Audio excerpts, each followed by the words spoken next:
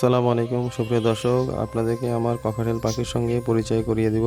এখানে দুই কালারের ককাটেল পাখি আছে, একটা হচ্ছে হোয়াইট কালার আর একটা হচ্ছে ইয়েলো কালার।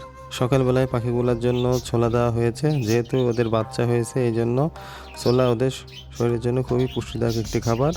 ককাটেল পাখি যে পেঁপে খায় না আমি জানতাম না, তারপরও পাকা পেঁপে দেওয়া হয়েছে কিন্তু ওরা খায়নি, এভাবেই রেখে দিয়েছে।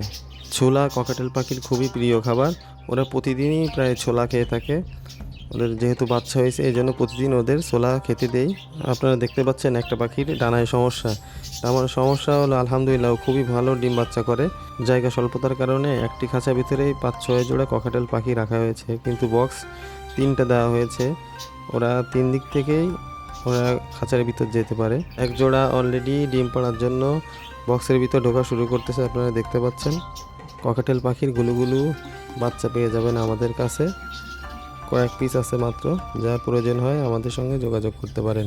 খুবই সুন্দর দেখতে, কোনায় একটা দেখতে পাচ্ছেন, ওইটা বাচ্চা।